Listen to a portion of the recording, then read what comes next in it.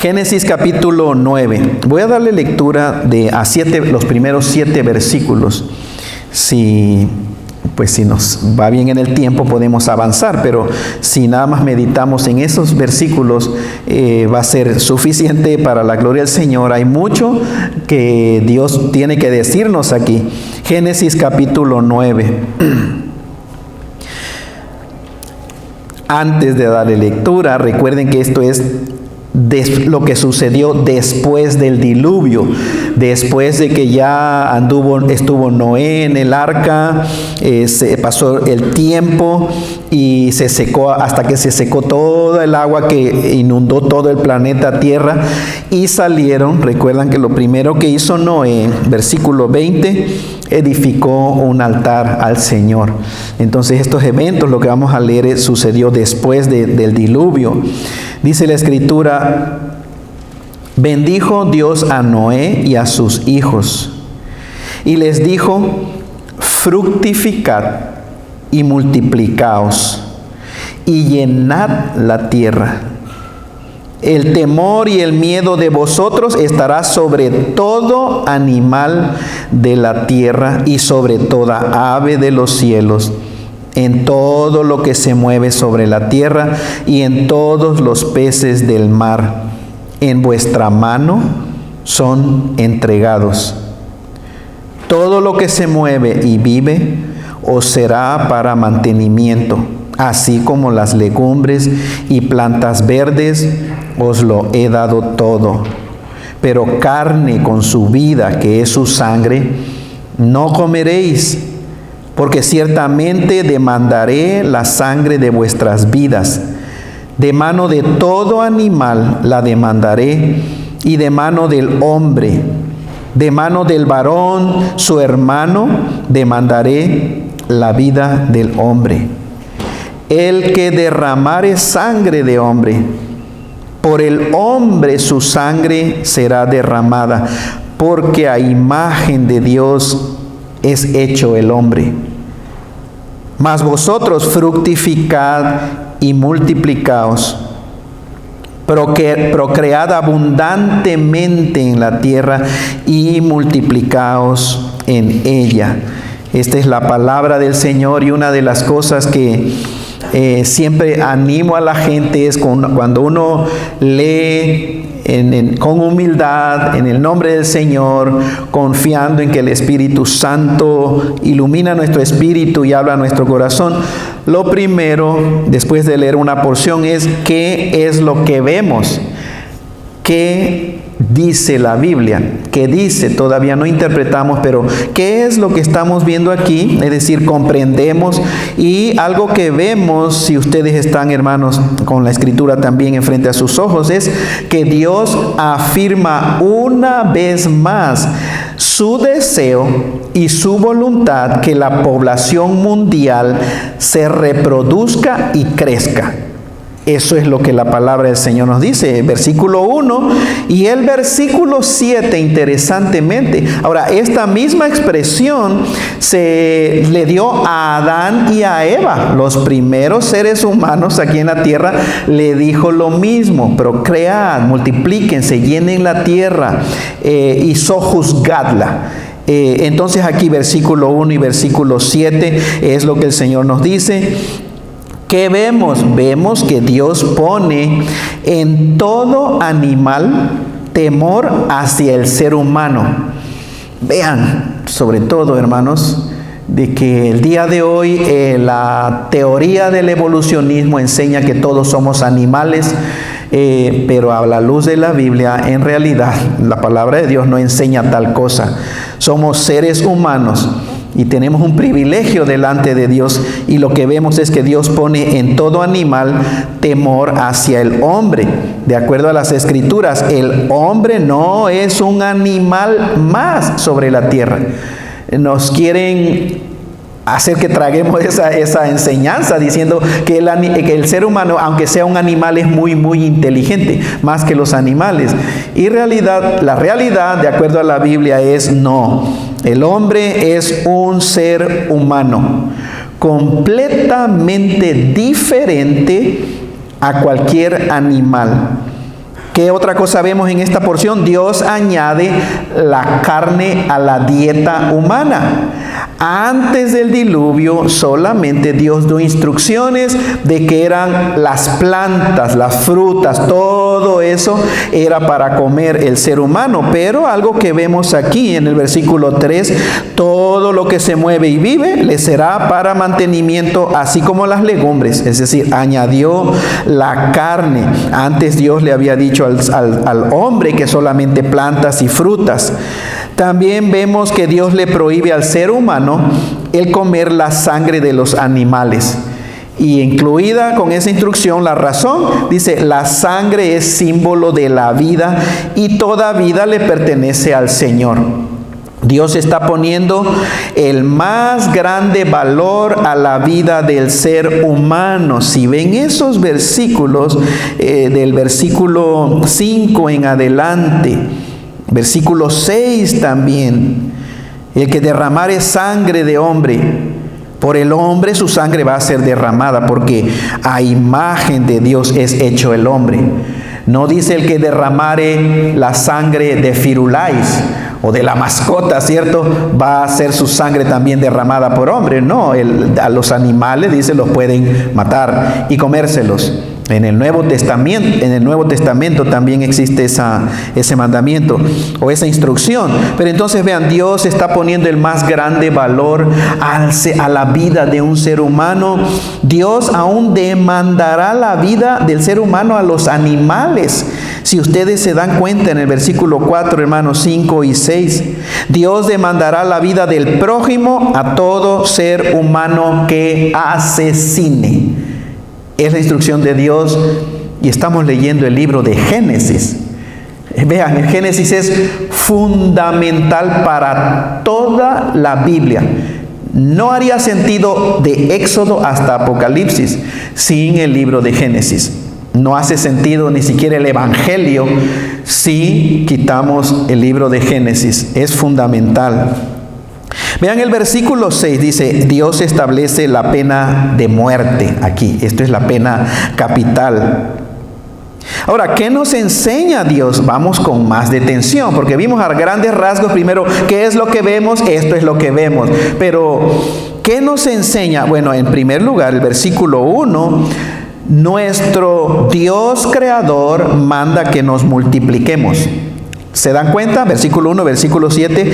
El mensaje de Dios no puede ser más claro por más que se trate de torcer ese mensaje.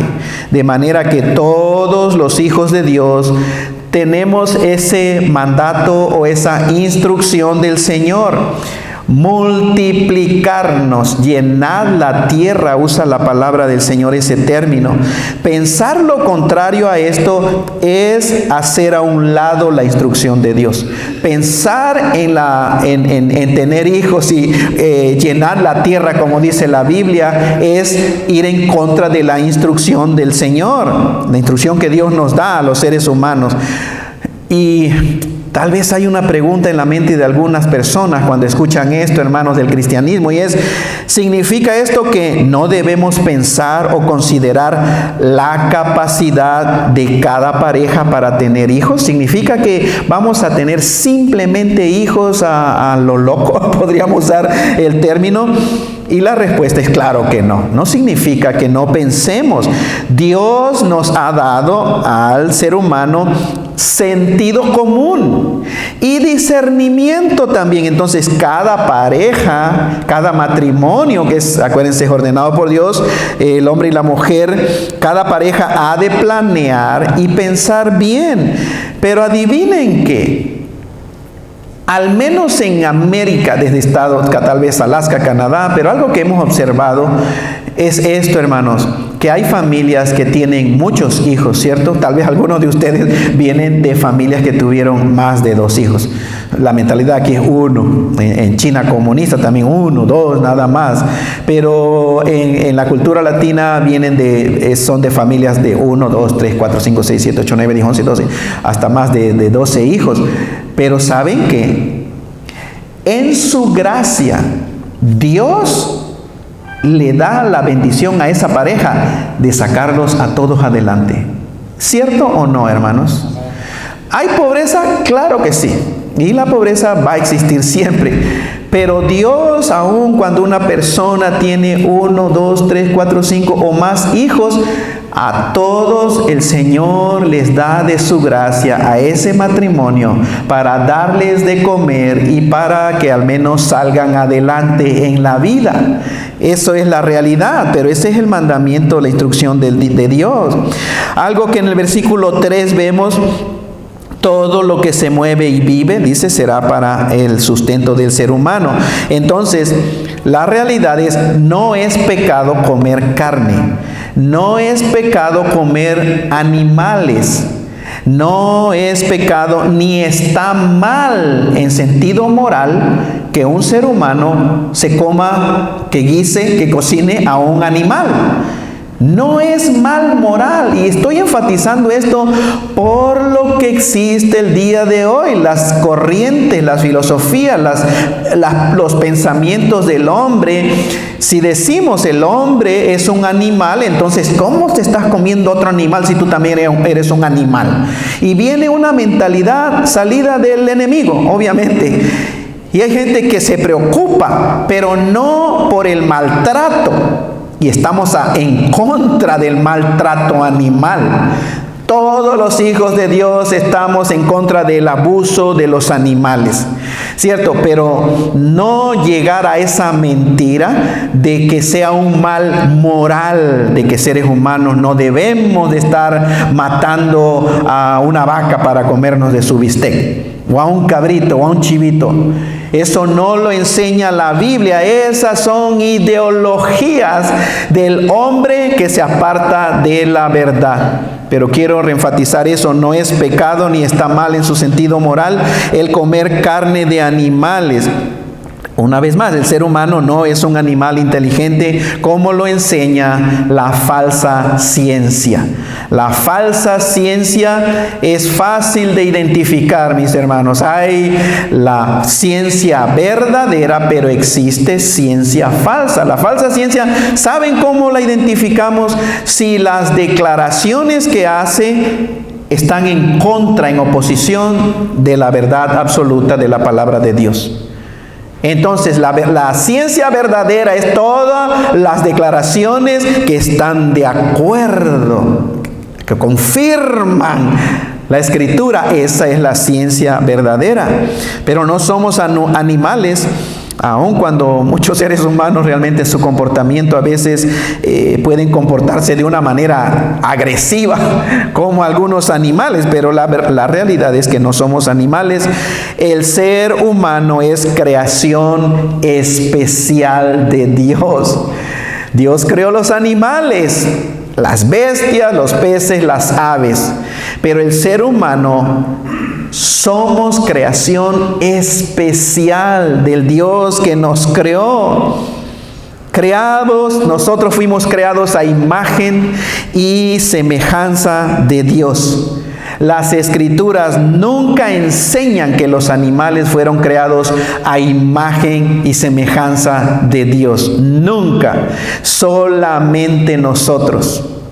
Sin importar nuestro aspecto físico, sin importar nuestras deshabilidades o nuestras discapacidades, hermanos, sin importar el color de la piel, sin importar nuestro nivel de inteligencia o razonamiento, cada uno de nosotros, los seres humanos, desde el momento de la concepción, cuando un óvulo femenino y un esperma masculino se unen y es creada la fecundación, desde ese momento es un ser humano hasta el momento, hermanos, en que tal vez la persona tiene 95, 100 años de edad.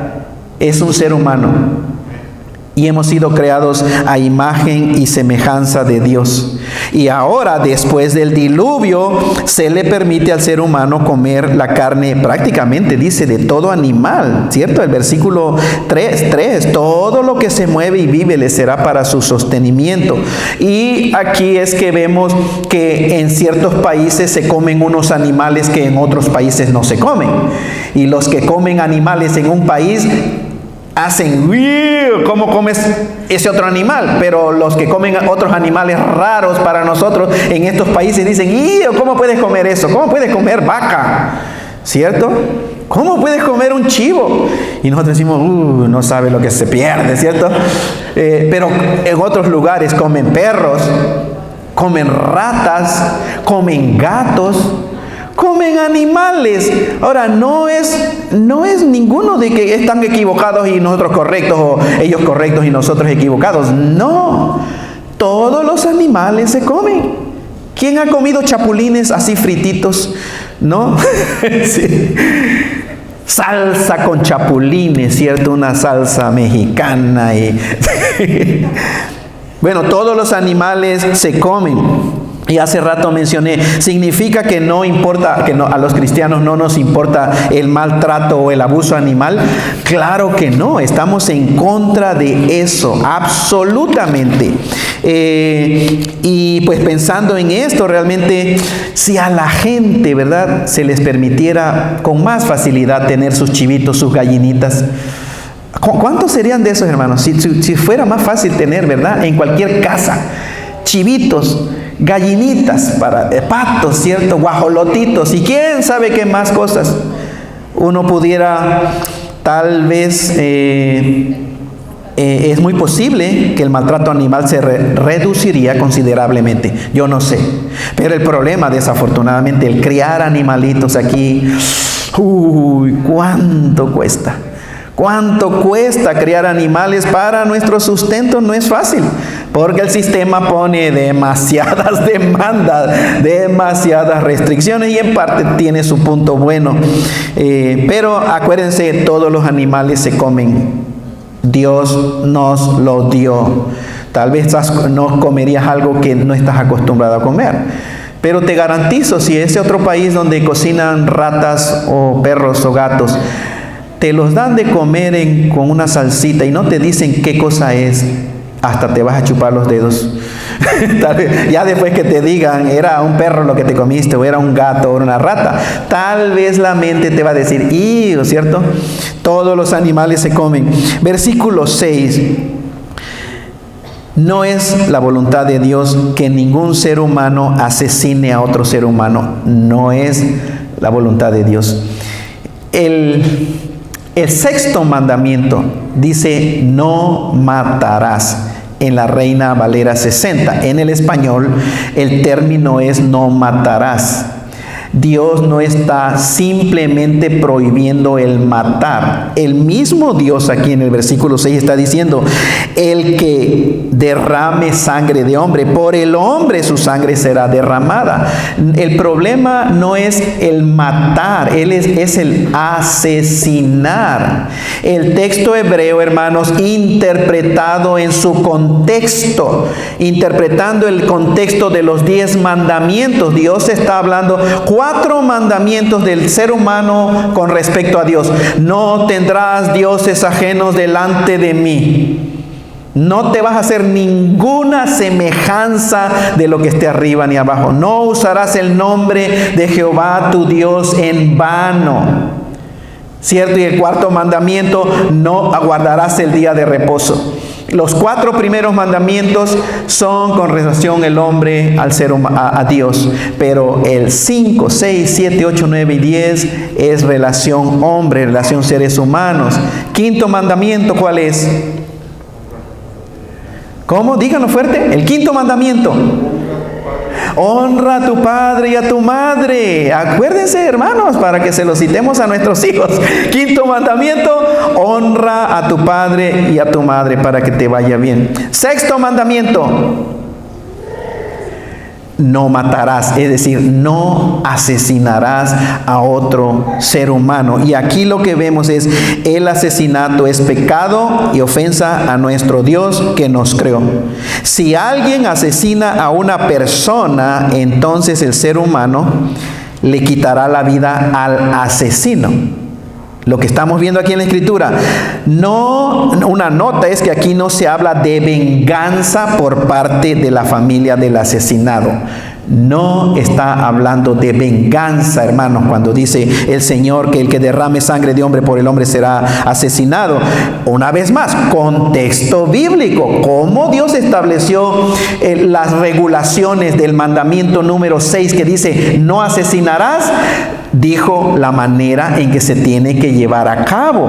O sea, aquí se está hablando del castigo justo que se ejecuta por parte del ser humano de una manera organizada. Es decir, el gobierno, mediante el sistema jurídico donde existe un grupo de jueces para dar la sentencia de muerte, la pena capital a ese ser humano que pisoteó la dignidad de otro ser humano, que no le importó asesinar, derramar sangre inocente. Y la Biblia dice la razón, dice el Señor, porque a imagen de Dios es hecho el ser humano, es decir, el hombre y la mujer. Yo creo, y esta es mi convicción personal, pueden ustedes, aquí no hay, lo que voy a decir no tienen que estar de acuerdo conmigo, pero yo creo que si se estableciera la pena de muerte en muchos países, es posible que disminuirían los crímenes de asesinato. Disminuirían. Porque la gente pensaría más. Lo pensaría 2 veces en quitarle la vida a otro ser humano, y la ley dijera, si tú asesinas, se te va a quitar la vida, vas a tener que morir. Yo sé que esto es controversial en el mundo cristiano evangélico, porque muchos cristianos piensan que el mandamiento no matarás se refiere a nunca matar, ni siquiera la pena de muerte, y eso es un grandísimo error. Aún los soldados van a la guerra y van a matar. Aún vemos, ya leyeron el Antiguo Testamento, es una de matanza, hermanos, y Dios ordena eso. Juzga, Dios es el que juzga, y tan así valora Dios la vida de un ser humano desde la concepción hasta que muere, que dice, no puede otro ser humano quitarle la vida a otro ser humano, y al que lo haga se le tiene que quitar la vida. Eso es verdadera justicia divina. Así de serio es el pecado para Dios. Así de serio es el asesinato delante de Dios. Aquí lo dice. Tiene que quitarte, te van a quitar la vida.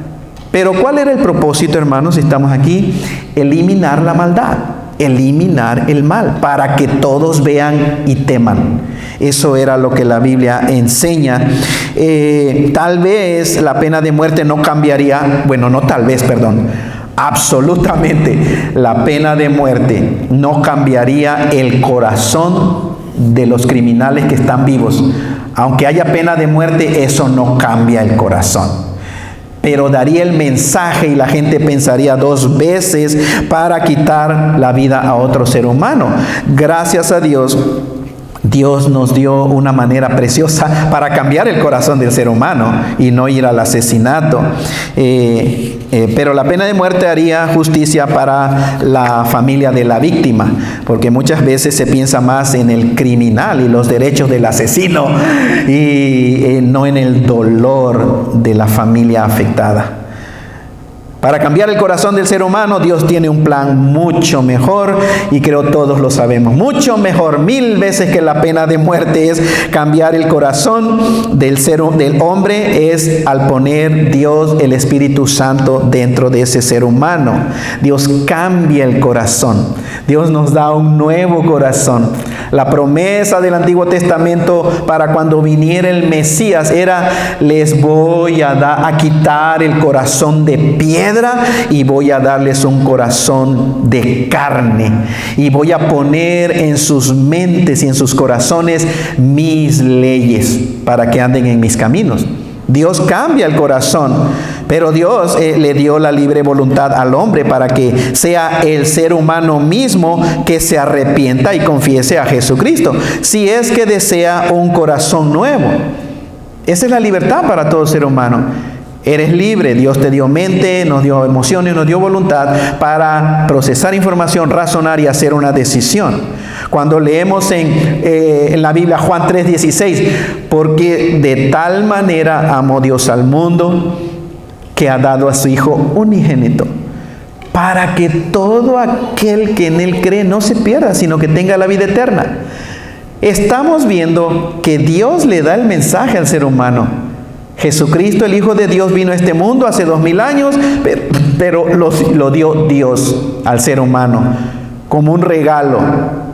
Y Cristo murió, perdonó todos los pecados, resucitó para ofrecer salvación y vida eterna al que lo quiera. Entonces, en cada mandamiento o instrucción de la Biblia que dice: cree en el Señor Jesucristo y serás salvo, para que todo aquel que en Él cree, tú tienes la capacidad de decidir. Dios te ha dado voluntad. Y tú decides si quieres aceptar el regalo de Dios o lo quieres rechazar. Y para terminar, después de ver un poquito más, hermanos, esa misma parte, la Biblia es relevante. Entonces, ¿cuál es la relevancia de las Escrituras para con nosotros? Es decir, ¿qué tiene que ver con nosotros hoy, el día de hoy? Quiero nada más, hermanos, dejarle esto del versículo 1 y el versículo 7. Versículo 1 y versículo 7 habla de la instrucción del Señor que dice: fructificad, multiplicaos, llenen la tierra. Versículo 7: mas ustedes fructificad y multiplicaos, procread abundantemente en la tierra y multiplicaos en ella. La vez pasada, el año pasado creo, hablé también de Génesis y les decía que el día de hoy la población mundial son 7 billones de seres humanos vivos en el planeta Tierra. Obviamente es aproximadamente, porque es imposible contarlo con 100% de exactitud, pero 7 billones de seres humanos. Todos los seres humanos juntos caben, me parece que en el estado de California o de Texas, que son los estados más grandecitos. Pero vean el país de Estados Unidos y traten de imaginarse dónde está el estado de California, ¿cierto? Hacia el oeste. Es el más grande y Texas son de los más grandes estados que existen. Pero comparado con todo el país, pues son estados pequeños. Toda la población del mundo cabe en uno de esos dos estados. Entonces, vean, tener una descendencia piadosa, godly offspring, una descendencia, hijos que teman al Señor. Desde el principio, ese fue el plan de Dios. No era nada más: tengan hijos y que crezcan como sean. De hecho, a la nación de Israel, Dios les dio instrucciones para cómo criar a sus hijos. Entonces, si ustedes se llevan hoy a sus casas, hermanos y hermanas, versículo 1 y versículo 7 de Génesis capítulo 9, es que Dios espera o desea que nosotros tengamos una descendencia piadosa. Desde la eternidad pasada, Dios desea llevar muchos hijos a su gloria, muchos seres humanos a su gloria con Él. Dios desea que todos los seres humanos experimenten su amor perfecto y su grandeza. Tengo aquí este libro que se llama Will They Stand? Es una pregunta que hace el hermano Ken Ham. Y tal vez en español sería: ¿se mantendrán ellos firmes? Habla de la descendencia de nosotros, de nuestros hijos.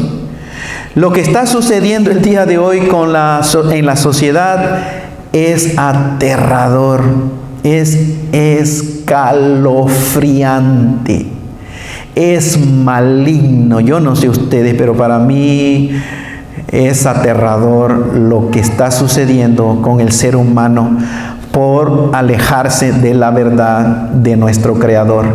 Es aterrador. Y entonces el Señor desea que tengamos hijos y criarlos en la disciplina y amonestación del Señor.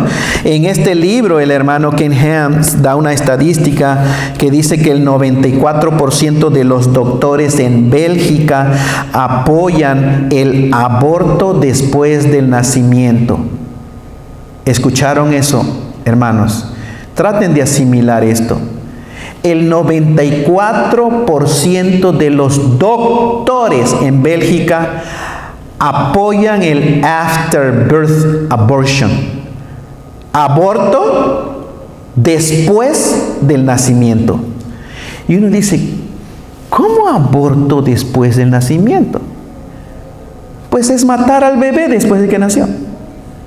Y lo que dicen es si viene con, si los bebés nacen con discapacidades. ¿Escucharon eso? Nace el bebé, le ven una discapacidad, 94% de doctores en Bélgica dicen abórtalo. Es decir, mátalo, asesínalo. Porque vino con el síndrome de Down, asesínalo.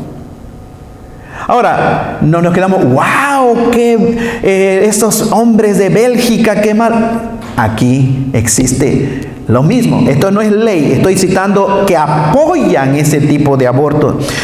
Aquí hay personas que están a favor también del afterbirth abortion. Hasta los 9 meses de embarazo. Hay gente, gobernantes, y hay políticos, y hay gente que votaría, que vota por esas personas que nos gobiernan y que están a favor de hasta abortar a los 9 meses un bebito. Entonces es aterrador, hermanos. Legisladores en el estado de California aprueban la esterilización pagada con fondos de impuestos, o sea, de la gente, de niños transgéneros.